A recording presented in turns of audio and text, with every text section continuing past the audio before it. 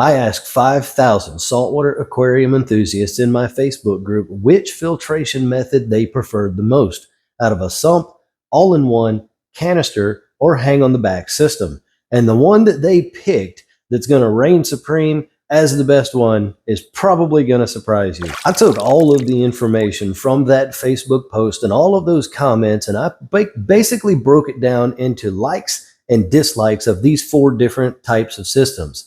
And my goal with this video is to give you a little bit of an insight into what other aquarium enthusiasts are running and why they're running it, so that maybe it can help you make a decision about which way you want to go with your setup. First up on the block is a hang-on-the-back filtration system, and I've got to tell you, one of the best fish tanks that I have seen in like the last 20 years was about 20 years ago or so, and it was a 60-gallon breeder tank that had 2 hang-on-the-back filters on either side with a hang-on-the-back skimmer in the middle.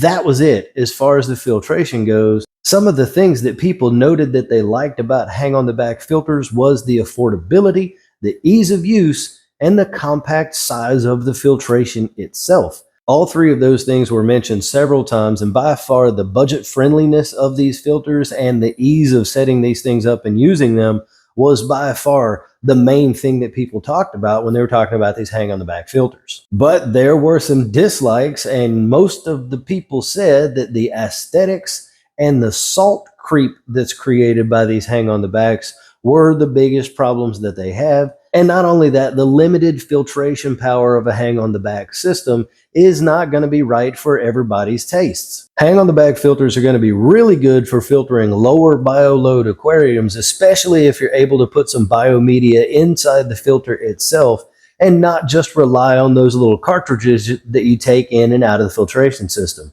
But don't take it from me. Miguel Romero is a member of my group, and this is what he had to say. What's up, Logan and Reef rookies? This is Miguel, and this is my 55-gallon Reef tank. I have a mixture of LPS and SPS and softies. It's a bit of everything, mainly LPS dominant. But the main reason why I went with the method I went, which is practically everything is hang on back, it's honestly because of the money.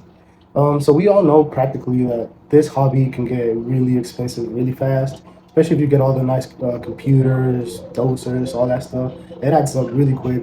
And don't get me wrong, it's a very nice commodity to have. And I'm sure we all wish we could afford the really nice stuff. But like I said, it adds up quick. And I'm sure, you know, it makes a great deal of a difference and makes it easier to keep. But it's not impossible to do the route I did. Obviously, you guys will see a couple of shots of my tank, but it's very doable. It can be a little bit more cost effective than if you go with all the fancy stuff and if you go that route. But at the end of the day, if you do your research, you get your knowledge, you know, you can make it work with practically whatever you have. It all comes down to how much do you really like this hobby and how much you're willing to put into it. If you're willing to put in your time and effort, you'll have a lot of success no matter the route you go. Up next, we're going to talk about canister filters, and another group member, Jennifer Roof, sent me these videos of her tank, which are run with canister filters. Some of the things that people liked about canisters is the hidden equipment possibility by keeping most of the system out of sight. There really isn't a risk of overflow with a canister filter at all. It's not adding any additional volume to the full system itself. It can only pump back in what it removed from the tank. So unless a pipe or a fitting breaks loose or something like that, you're not ever going to have a problem with these really causing a big problem with water on your floor. These things come in all ranges and sizes, and they're suitable for just about any size of tank. And compared to some of the other options like a sump or a complete all-in-one system, they are relatively affordable as well. But of course, like any good thing, there's some downsides. And one of the main downsides of these canister filters are the maintenance requirements. You're going to have to maintain these things every week. And I don't mean just changing out the filter pads. I mean, you're going to have to take them down, clean them thoroughly, rinse all the media and the filter pads and all that stuff, potentially replace some, check all of your O-rings and seals, and then reinstall them on the system. These are a maintenance heavy type of filtration item for your aquarium, but they absolutely can get the job done. Another one of the things that people said they didn't like about these is the lack of customization. There really isn't much you can do with a canister filter other than run media pads and filters inside them, or set them up as like a biomedia reactor where they're full of biological filter media material. That's about it. You can't add any additional equipment to them, save for maybe like a different type of flow nozzle, and there's really nothing more that you can do. You let the water run through, and that's it. And that was seen as a potential downside. This deserves a second mention because it was talked about by a lot of people. If you don't maintain those canister filters like they should be maintained, they can become factories for nitrates and phosphates, increasing the dissolved organics in your aquarium and potentially causing algae problems or cyanobacteria and some other stuff. They mentioned it twice, so I thought I would too. And once again, don't take my word for it, because here's what Jennifer had to say. My name is Jennifer, and this is our 125-gallon Reef tank. We chose to go with the FX6 canister filter, for one, for the simplicity of it, and for two, I can run the pickup tube all the way down to the sand level, so I'm picking up debris not just from the top, but also from the bottom, where a lot of traditional sumps lack that ability. The other thing that I have really appreciated is having a lot less fear of floods. I've noticed a cleaner and much healthier tank since switching to the canister. The next one we're going to talk about are all-in-one aquariums. And the tank that I picked as the one to demonstrate to you what can be done with an all-in-one is a good friend of mine, Richard Quarshire. Now this guy, he is a TikToker and a content creator, and his tank looks absolutely excellent. But the thing that I want you to realize is that Richard has only been keeping a saltwater tank for a little over a year, maybe about a year and a half. But he dug in with both feet. He's learning everything that he can learn about the hobby, and it shows in the tank that he's been able to put together. And some of the things that people said they liked about all-in-one tanks, by far the number one thing that everybody liked the most was the simplicity of operating the system. All-in-one tanks come with the sump made right onto the back of the aquarium, so the filtration fits right into those zones. You can get different types of equipment that go in each different space in the back of the tank, and it's all self-contained. It's very easy to put together. It's very easy to take care of. There's no extra equipment flopping out around anywhere else, and it's just a fan favorite if people want things that are easy. Another thing that was mentioned that people liked a lot about these all-in-one systems was the cost. Because the filtration is built right into the back, you're buying the tank and filtration all at the same time. And some of them, like BioCubes, comes with the lights already built into the aquarium as well, taking that out of the factor. A couple of other ones, like the Fluval Evo series, is kind of the same situation. The filtration lights and all are already built into the whole package. Now, that doesn't mean that you can buy one of those and have everything that you need. There's going to be some other stuff you got to get. But if you want like a one-stop shop kind of thing for your tank filtration and maybe even the light, all-in-ones might be the way to go. Two more points that the people would like to make is that these are very beginner friendly. There's no plumbing involved, and like I mentioned earlier, everything just fits and snaps right into the back.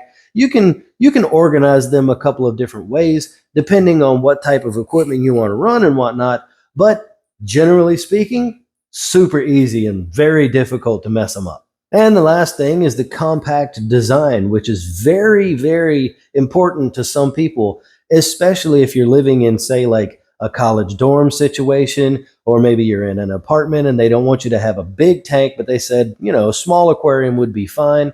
And the potential for you to move out of that space and into a different space or home later on, take your tank with you, that's very important to some people, and it was mentioned quite often. So it sounds like all-in-one aquariums are just absolutely amazing, and there's no reason why you wouldn't want to go that route. But all-in-ones tend to have a limited filtration capacity because of the size of the filtration area in the back of the tank. It is smaller, so therefore the equipment that you can put in those systems is a little bit smaller, meaning you might not be able to have as big of a bio load in the aquarium as maybe you wanted. But most people don't find this to be a really big problem. Corals themselves don't really add a whole lot to the bio load of the aquarium, so packing one full of corals is not a problem.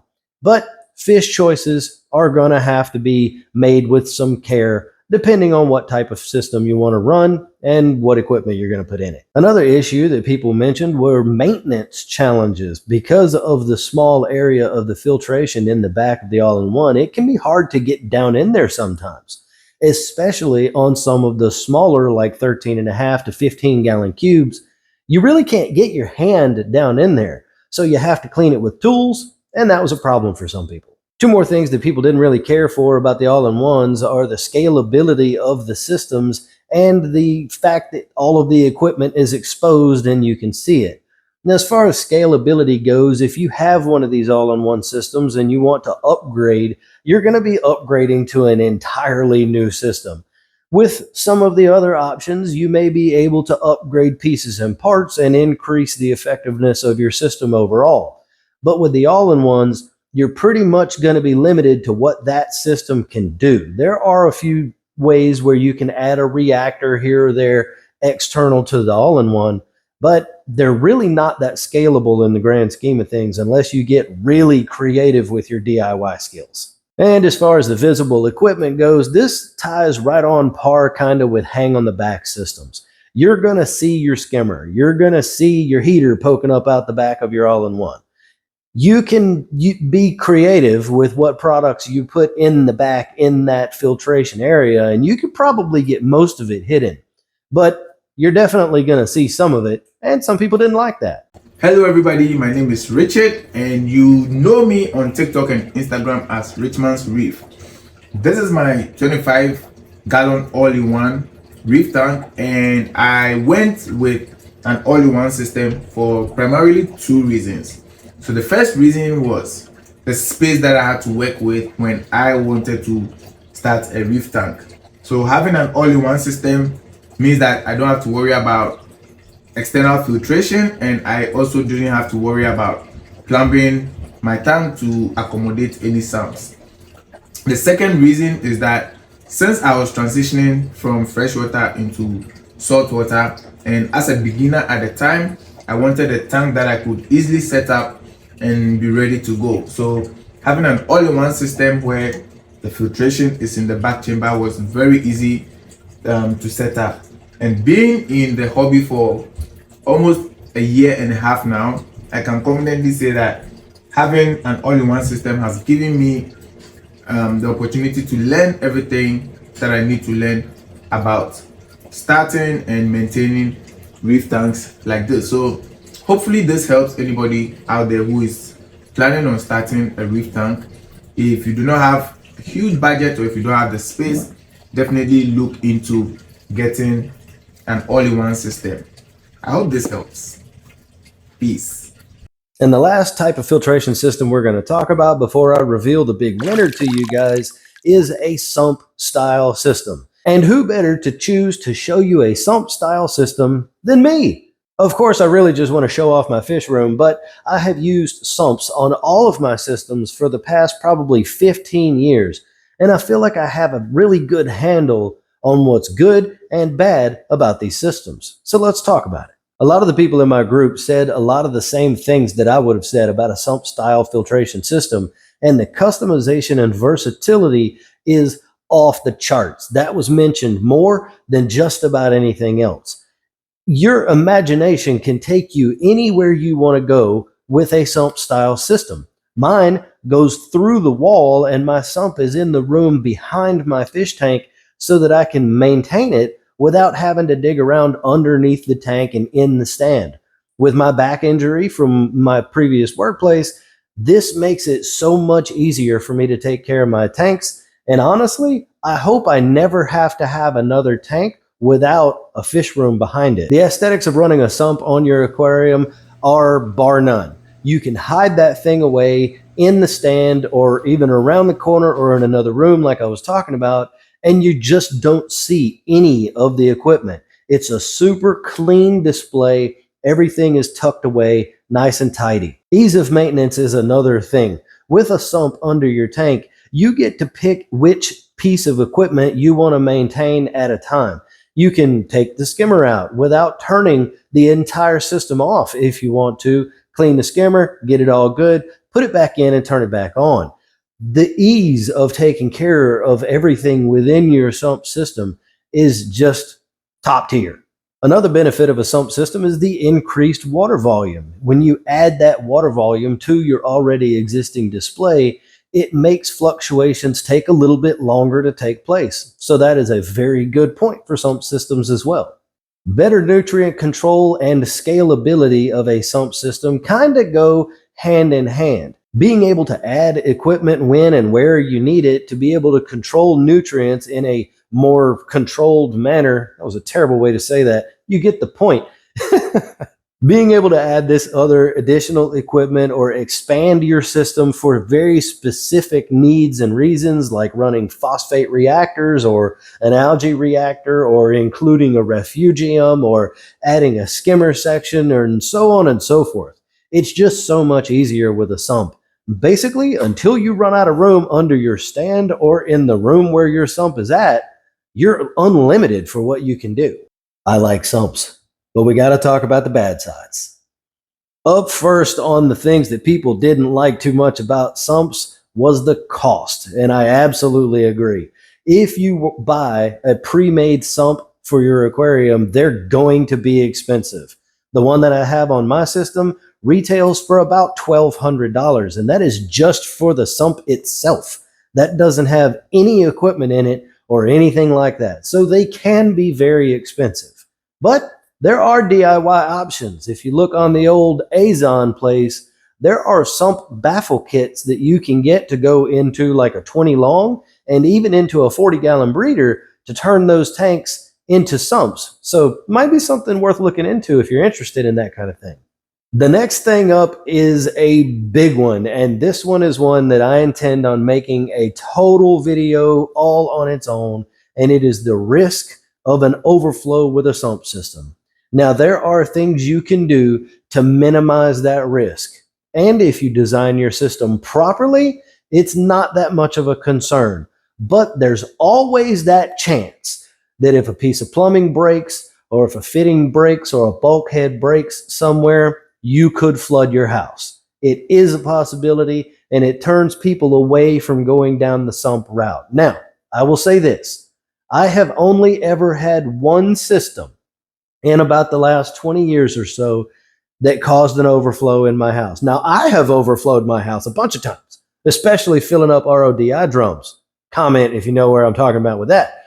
But as far as the sump goes, it has to be properly matched to the system. So make sure you're subscribed to the channel when I drop that video. Might be the next one I'm going to do. Maybe. I don't know. But it could be. When that video comes out, it's going to be very beneficial to everybody. So make sure you're here to see that. Another thing that people said they really didn't like too much about sumps, which personally I find is part of the attractiveness of a sump, but they didn't like it too much, was the complexity of the entire system. And this kind of goes into the last point about overflow. The plumbing has to be done correctly. The pumps have to be matched with the overflow, and the overall complexity of the entire system is definitely higher. I mean, just look at what I've got going on here, and this isn't even that complicated of a sump system. This is actually pretty simple as far as these things go. But the complexity of the system is just not something some people want to deal with. And look, I get it. If you want something easy to put together and easy to take care of, a sump system on your tank probably isn't the way to go. And a lot of people said that. And last but not least, when we're talking about sumps, the thing that people didn't like about them were the space requirements. You have to have enough room for this crap. And some people are running stands under their aquariums that just don't provide that space necessary for a sump. If you're going to be running a sump, or if you choose that a sump is the way that you want to go with the filtration on your tank, that needs to be considered from Jump Street. You should know off the rip, this is what I want to do, and you design your entire system around that sort of idea. But if you haven't done that, if your existing tank is already there with the stand and stuff, it might be preventing you from going that route. But space requirements, because of what's going on with all of these systems, was definitely on the list of things that people didn't care for.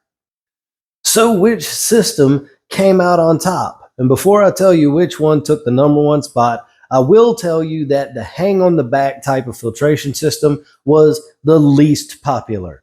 And I can see why. But there have been successful tanks run on hang on the back systems. So if you think that is the route that is right for you to go, I don't see any reason why you shouldn't do that. Just make sure you do your research and you choose quality products. Drum roll, please.